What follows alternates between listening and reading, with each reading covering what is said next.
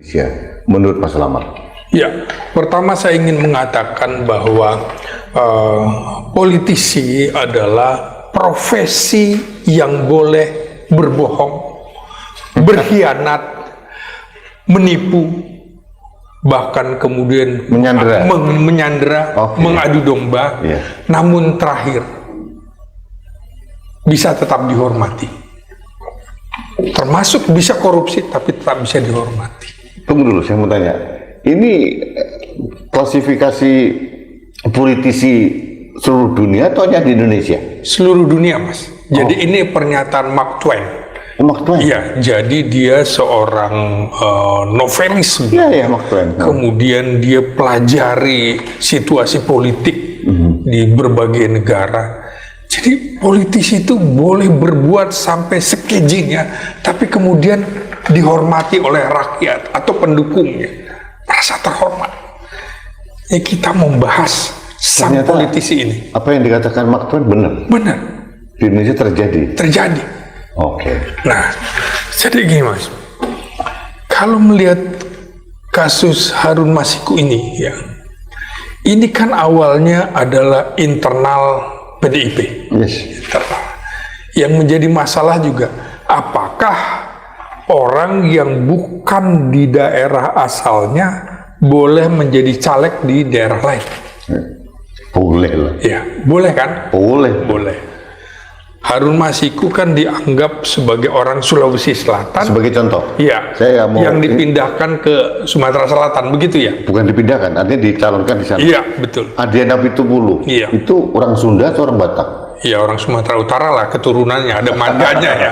Dapilnya mana? Bogor. Bogor. Artinya saya mengatakan jujur ya kepada pimpinan KPK kemarin, yang poin pertama itu sangat tidak relevan. Iya. Sangat tidak relevan. Karena ini negara kesatuan Republik Indonesia. Betul. Mas Selamat Ginting, meskipun orang Sumatera Utara boleh menjadi caleg atau dapil di kampung saya, Jawa Timur boleh, tetap Selamat. Iya, Cuma namanya diganti Selamat jadi. Iya, iya. Oke, Ya, ini menarik. Jadi sesungguhnya menurut saya, mengapa kasus ini dianggap sebagai kasus yang berbau politis? Oke.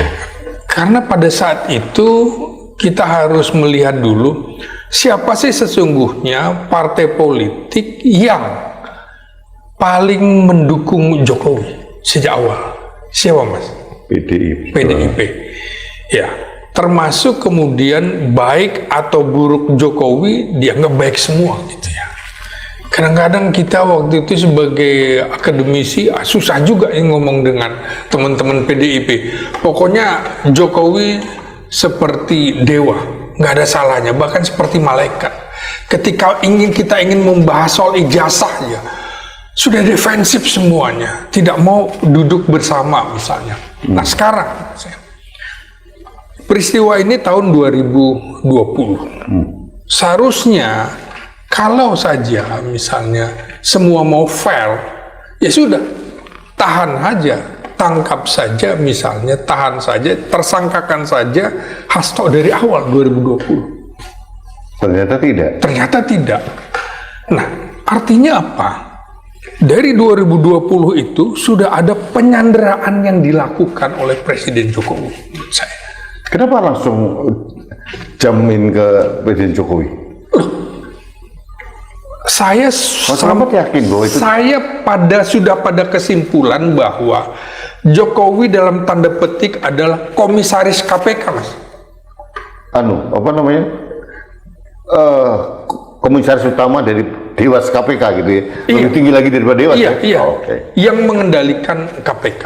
Apalagi tahun 2020 sudah ada revisi undang-undang KPK. Persis. Oke, jadi KPK sudah masuk rumpun eksekutif. Iya. Oke. Jadi tidak ada ruang hampa ini sebenarnya. Tidak ada kepentingan-kepentingan.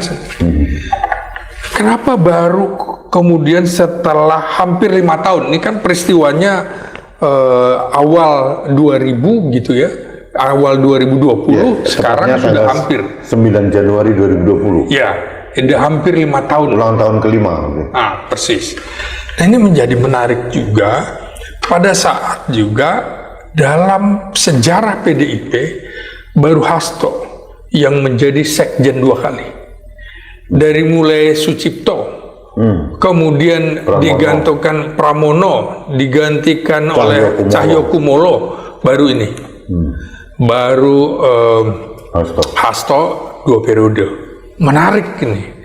Mengapa Hasto bisa 2 periode juga begitu ya? Akhirnya kita harus membahas itu juga.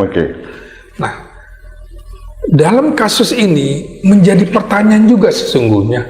Mengapa Hasto begitu bersemangat membela Harun Masiku? Ada apa sesungguhnya? Ini publik mempertanyakan sampai sekarang. Mengapa Hasto sampai konyol melakukan hal itu? Gitu. Mas, saya potong sebentar. Pada waktu itu, dalam waktu yang sama, yang diajukan oleh PDI Perjuangan berdasarkan diskresi dari partai, itu ada 2. Satu Sumatera Selatan 1, dan satu lagi Kalimantan Barat. Kalimantan Barat tidak ada masalah, meskipun itu bukan calon nomor 2. Nah, cuma Harun Masiku bermasalah, itu problemnya ini. Yang kalau versi yang saya dengar, yang minta uang nih dari pejabat publiknya kan Wahyu Setiawan. Karena Masiku kan bukan pejabat publik waktu itu. Betul. Jadi ini pertanyaannya suap menyuap atau pemerasan? Ini menjadi tanda tanya. Nah itu dia. Ini kan menarik juga ketika misalnya sebelum Hasto dijadikan tersangka, ya kan? Pemanggilan Hasto terakhir, kan ada pernyataan dari KPK bahwa 7 hari dari sini Harun Masiku akan ditangkap. Pertanyaan saya juga nih ke Mas Rudi, kira-kira Harun Masiku tuh udah ditangkap atau belum? Jangan-jangan sudah nggak ada. Jangan-jangan sudah nggak ada atau jangan-jangan sudah ditangkap. Kan artinya harusnya ini ditangkap dulu, baru kemudian Hasto dan juga Yasona Lawli menjadi tersangka. Karena problem begini Mas. Dalam persidangan si Saiful Bakri, yang salah satu yang terkait itu apa namanya, tidak ada nama Hasto disebut. Loud and clear, uang itu berasal dari Harun Masiku. Itu katanya. Oke, halo teman-teman, kembali lagi bersama saya di channel ini. Salam NKRI harga mati. Teman-teman, dalam video ini kita telah mendengarkan sebuah cuplikan video yang disampaikan oleh Bung Rudy Kamri. Nah, tentunya bagaimana mereka menilai sebuah perjalanan seorang Jokowi dalam melanjutkan dan menjalankan kepemimpinan yang luar biasa ya. Nah, seorang Jokowi yang ingin berniat mengacak-acak PDI Perjuangan, tentunya itu sesuatu hal yang tidak elok dilakukan oleh seorang mantan presiden begitu. Tolong untuk PDIP sejak dini menangkal upaya adu domba sesama anak Ibu Megawati agar tidak menjadi perpecahan. Bagaimana Jokowi saat ini masih belum berdamai dengan dirinya, yang masih ingin melakukan sebuah balas dendam terhadap PDI Perjuangan. Dan inilah yang salah, yang dimana ketika ini terjadi, ini menjadi ancaman besar nantinya. Nah, kasihan kita sebagai rakyat Indonesia atas perbuatan-perbuatan Jokowi yang hanya karena ambisi pribadi, hanya karena konsekuensi dari tindakan-tindakan dia, korbannya masyarakat, seluruh masyarakat Indonesia. Ayo masyarakat bersatu, ayo masyarakat bergandengan tangan. Kita harus tumbangkan orang-orang seperti ini. Jangan berikan mereka panggung, jangan berikan sedikit pun mereka kepercayaan untuk memimpin. Apapun itu, hal kecil sampai ke hal yang besar. Kasihan kita rakyat Indonesia, ada keluarga Fufu Fafa yang menghancurkan martabat bangsa negara ini. Semoga Tuhan mencurahkan rahmat pada bangsa ini dan memberi penerangan untuk kita semua.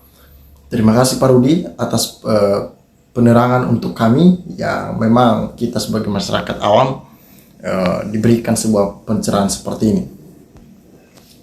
Tanya integritas Megawati karena berani menolak Mulyono 3 periode, sedangkan PAN Golkar setuju, maka Prabowo tidak bisa jadi presiden. Ya, kemauan Jokowi, niatan Jokowi yang dikala itu ingin 3 periode, itu sesuatu hal yang mustahil. Itu pelanggaran berat. Makanya bagi Jokowi pun yang telah ia persiapkan itu gagal ya untuk menjadi 3 periode, dia menyiapkan anaknya Gibran dan berani melanggar konstitusi. Anaknya pun menang. Inilah yang ditolak oleh PDIP yang sehingga karena Jokowi melawan, makanya dia dipecat secara tidak hormat. Sekarang Jokowi sudah menjadi gelandangan politik dan bingung mau kemana, bingung mengarah kemana. Sehingga PDI Perjuangan tetap yang terbaik dari semua partai yang ada. Semoga sehat selalu, biarlah apa yang diperjuangkan oleh PDIP saat ini, itulah harapan-harapan masyarakat. Mulyono salah pilih musuh, jika berani melawan PDIP pastinya akan hancur lebur dan satu Indonesia akan menertawakan dan mensyukurinya. Masyarakat bersyukur ketika Mulyono tumbang. Makanya harusnya dari awal seorang Mulyono jangan coba-cobalah melawan PDIP ataupun melawan Ibu Megawati. Itu bukan tandingan lu. Lu beda kelas dengan Bu Mega. Bu Mega itu udah banyak jam terbangnya, sehingga seorang Jokowi ini masih di bawahnya lah itu. Itu yang seharusnya disadari oleh Jokowi, dan yakin dan percaya bahwa apa yang dilakukan oleh Jokowi, mungkin dia merasa tidak mendapatkan konsekuensi, ya. Mungkin dia hanya mendapatkan sebuah dia hanya mendapatkan kesenangan sesaat, tetapi itu ada karmanya, bro. Apa yang dialami oleh Gibran sekarang, dihujat, dicaci maki, salah sana sini, itu mulai dari bentuk karma karena kelakuan bapakmu, ya, karena kelakuan Jokowi yang terlalu nafsu untuk berkuasa, yang menghalalkan berbagai macam cara untuk mencapai titik yang ia inginkan. Itulah yang salah, itulah yang dikomentari oleh masyarakat Indonesia, supaya tidak terjadi lagi hal-hal seperti itu. Mulyono kaliannya cuma merusak, memecah belah, dan menghancurkan. Tidak lebih daripada itu. Ya, semoga PDIP tetap solid, kuat selalu dalam mewujudkan mimpi-mimpi negara ini. Negara ini membutuhkan partai-partai oposisi yang memang pro kepada masyarakat. Itulah yang kita inginkan. Itu yang kita mau. Ya, kita harus mengembangkan gerakan-gerakan Jokowi yang ingin menghancurkan bangsa ini. Teman-teman, dimanapun Anda berada, teman-teman, apa yang teman-teman ketahui, yang teman-teman tahu saat-saat ini, silakan cantumkan di dalam kolom komentar ini, sehingga kita dapat bertukar pikiran antar satu dengan yang lain lewat kolom komentar ini. Terima kasih teman-teman. NKRI harga mati.